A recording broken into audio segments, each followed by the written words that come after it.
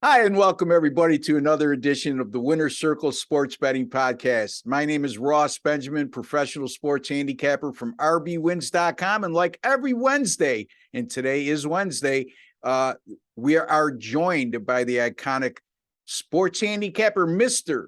Big Al McMordie. Big Al, how are you? Thanks for those kind words, Ross. Well, I mean them. I mean, I think you just mean I'm old. You say iconic, you just mean I'm old. Well, iconic to me, maybe it's longevity and success at the same time. Yeah. I mean, look at, and I'm talking to the viewers when I say this, you don't last as long as Al's been in the business longer than me. And I've been doing this for going on 21 years right now.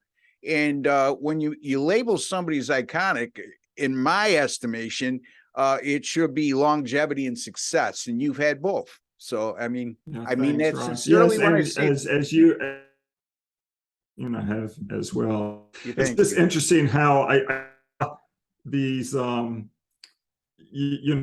happened over the last few years with me is when you have young handicappers and I've admired you for years, or I've always wanted to be what you did. You realize like you've crossed generations and that you've now become old. Yeah. That's all I'm saying. I mean, I do these things on picks and parlays, and they're always referring to me as the old veteran who's been around forever. And it's like, man, I'm not that old. Yeah, I'm into my mid 60s, but I feel great, So anyway, Al, let's get back to the meat and potatoes here, rather than lauding ourselves. How'd you do last week, my friend? I did well, no complaints on my end. And for the early football season, you always want to get off to a good start because it's often the trickiest part of the year. And, last week in the NFL, I was 4-2. College football, it escapes me what the record was. Overall, I'm 19-13. I'm 8-4 on my top rated plays. So no complaints. Very good. 19-13 will make you some money. And if you continue that over the long haul, which Al has proven he can do, and you use proper money management and stay disciplined, you're going to make a lot of money with Al. His website, bigal.com. That's bigal.com. And check him out, folks, because the guy knows what he's doing. If he didn't, I wouldn't have him on the show. Simple as that. I'm off to a 20-11 start, combined college football and the NFL. NFL right now, 9-4. I've won my last 4 primetime games in the NFL. And I have another one going tomorrow night in the Thursday night matchup. So you want to check that out. And Pittsburgh and Cleveland, that is. And I also have a Thursday night college football winner in the West Virginia Tech game. rbwins.com is my website. rbwins.com, folks. I guarantee all my daily packages. If you don't win, you don't make a profit, I will credit your account back the exact amount of your purchase price. Doesn't get any better than that. And for all new registrants, those of you who have not registered or on the fence about buying my pay selections, I'll make it easy on you. If you sign up, first-time registrants, you're going to get a $100 sign-up bonus. You could use that money any which way you want toward any future purchases. Okay, let's get to the meat and potatoes, Al. Green Bay and Tampa Bay is the game you're going to be looking at. Tampa Bay right now, a 1.5-point favorite. What do you got, my friend? Well, last week I went on Green Bay as one of my, top selections. I love the Packers in that situation. They came through like they, generally do. And I'm going to, give out a little angle here. It was part of the reason why I like them as well last week. In his career, Aaron Rodgers is now 64-40 ATS versus an opponent off a point spread win, as long as Green Bay is not favored by 13 or more points. And as I mentioned, we saw Green Bay come through against Chicago last week in that situation. Another thing that's going on in this game, from a technical standpoint, is that this is Tampa Bay's first home game. And a lot of bettors, when they see these teams open up at home later in the season, as opposed to the first 2 weeks, they think like, oh, this team's going to be excited to be back home, and they bet on these home teams that open up at home, late in the season. And they actually don't do very well. They're 57-83 ATS going back to 1980. Wow. I think it's kind of counterintuitive. So I like Green Bay here, as a small road underdog. I'm going to take Green Bay plus the points.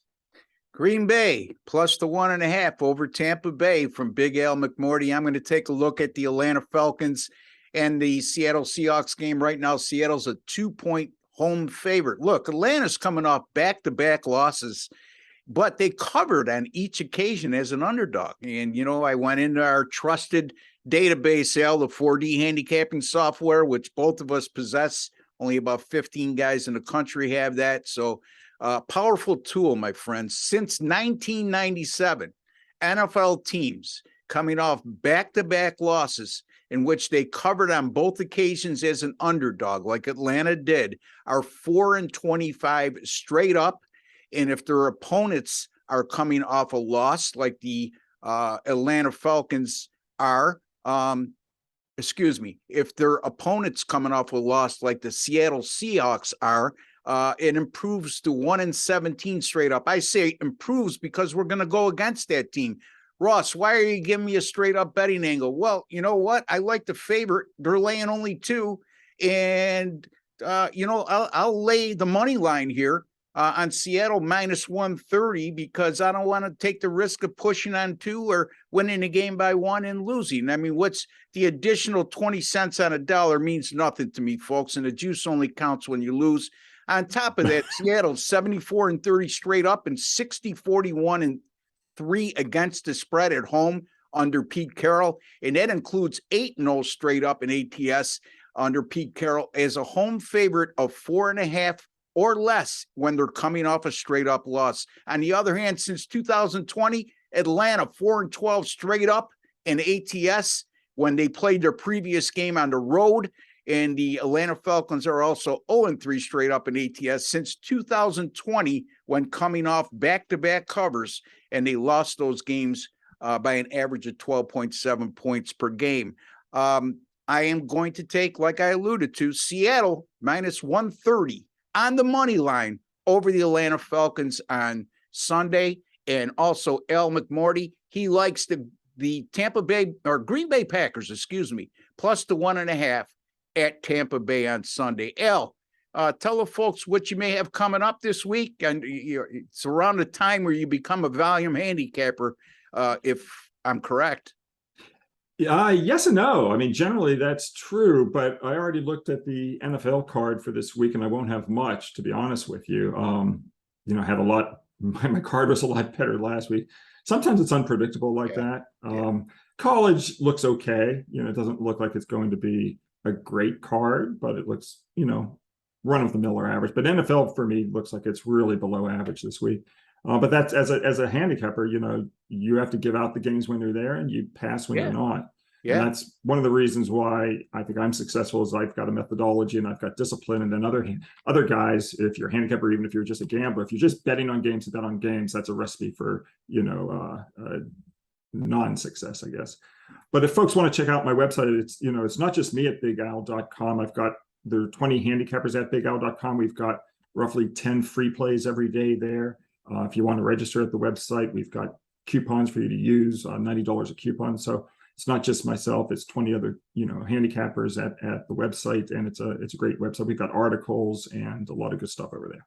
That's bigal.com. And by the way, if you go to his homepage, he has an article on our 4D handicapping software, which was written by ESPN. Is that correct, Dale? That is correct. It's in the footer. Yeah, if you go all the way down to the footer, you'll see where it says ESPN article on our database. It's a great article. And, people can get insight into how Ross and I do things. Yeah, exactly. So when you hear us rattling off these betting angles, which I'm going back to my roots, Al. I steered away a little bit with the technical betting, and I'm saying to myself, why ain't I doing as well as I did early in my career? And I pointed right directly. One of the reasons is that I haven't been using my technical handicapping as much. And lo and behold, here I am, 20-11 to start the season.